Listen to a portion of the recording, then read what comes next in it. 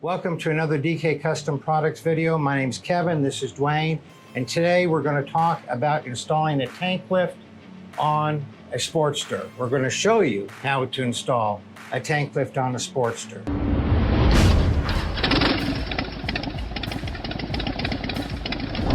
Now, before we get started, I'd appreciate if you guys would like, comment, and subscribe to our channel. That would really help us out. Now, this here video you're watching right now is part 3 of a 3-part video series of doing a coil relocation, a wire tuck, and a tank lift. And I'll put a link to the coil relocation in the corner above, and then follow that up with a link to the wire tuck. So those are steps that usually go hand in hand with the tank lift. Tank lifts come in 1 inch, 1.5, 2 inch, 2.5, 3 inch, and then a radical 4 inch tank lift.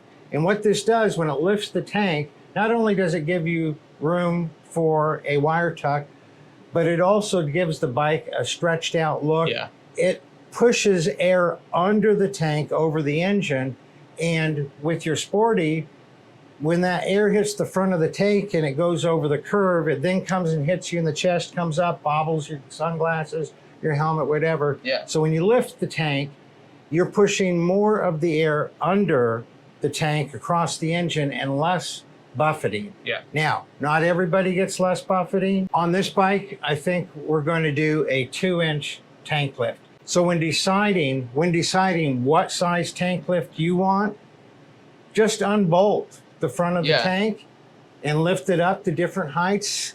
Put a towel under the front of the tank, step back and look at it and see what look you like best. Yeah, because everybody's gonna have a different opinion. And like, just my opinion, just throw it out there. I think the Roadsters, the 48s, you know, I think they look best with a lower, more subtle lift. Albeit the tank is lifted, but the 1.5, perfect for a 48 or a Roadster. But like the 72s, they got that old school chopper look.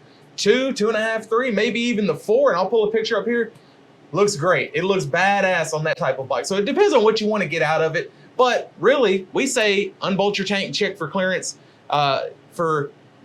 purposes as well, because you never know. Maybe you have something mounted to your bars, aftermarket bars, cables are routed funny. You don't want to pinch anything or touch the tank or hit your speedometer on the tank. So always, before you even make a purchase, unbolt the tank, check it for clearance. But that also gives you, like Kevin said, a good chance to step back and see what you like aesthetically. Yeah, what size you like. So let's get into it. The trick to installing these tank lift brackets is you want to install the top side first, because you don't want to have the bottom side bolted up and then be fighting with that jam nut from the inside of the tank ears. So what we're going to do is we're going to lift the tank slightly, install the top side. But very important on these threads, thread locker. I'm going to put thread locker on the receiving threads of the nut so it's not messy passing through the tank ears.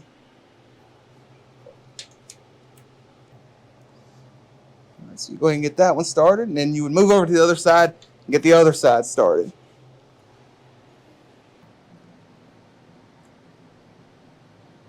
So so while your top side jam nuts are mounted finger tight, not just loose, just fasten down by hand, you can still swivel it like so that you can line up that bottom bolt. And this is a good time to make sure the wires you intend to be behind the lift brackets are behind it, wires you intend to be above the lift brackets are above it, and now you can get it down in place and pass your mounting bolt through the lift brackets, through the frame, and out the other side through the opposite side lift bracket. You may or may not need additional washers in here to shim up that space where the original coil mounting bracket was mounted. I don't think we're gonna need it on this bike. Looks like it's pretty flush, but if you need those, we include extra washers in case you need them. All right, we may or may not need washers on the other side. We don't need washers on this side, but keep in mind, these tank ears will kind of flex inward and outward a little, so you kind of play that by ear. Some bikes need the additional shims, some do not.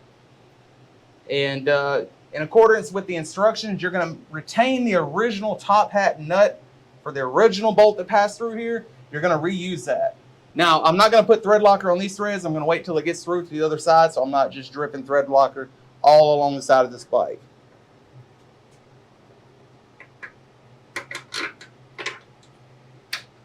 All right, now you'll fish it through the other side, and you'll move over to the other side. All right, so on this side, it appears I could put a couple of washers in there just to shim that space, and I think I will do that. All right, and keep in mind, these are going to flex. The tank isn't mounted permanently at this point. The rear is loose, the front is loose, kind of cocked to the side, but when we fasten it all in place, it's going to pull this together tightly. It's going to be mounted really, very rigidly.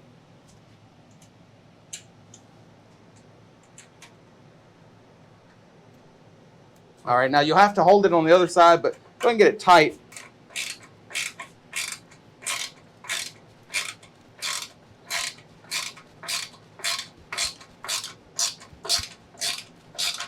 And you'll notice as you're tightening it down, ears begin to flex inwards back to their original position. You know, a lot of times these cables just kind of flop around loosely, throttle cables. So when you have a tank lift bracket, it gives you an opportunity to route it back there nice and neat, and it's not going anywhere. It's just going to stay right there. So at this point, we're going to install the included thread protector. It's more or less just an aesthetic upgrade, so you don't see the threads exposed, but we're going to put that on there now, and then tighten up the rear bolts that we loosened previously.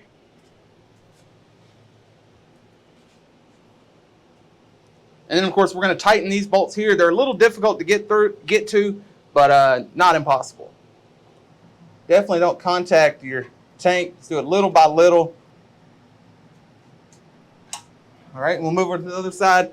This isn't a moving component, so it's not something that's really needs torque value applied. It's just something you want to be tight and not come loose on you.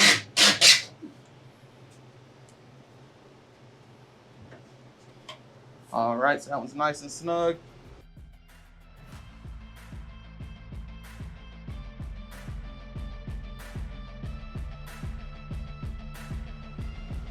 And we'll proceed to tightening up the rear, and I think that's going to be the complete installation of the coil relocation, tank lift, and wire tub. So if you have questions about fitment for your particular model, leave us a comment below or shoot me an email to support@dkcustomproducts.com. Y'all ride safe out there.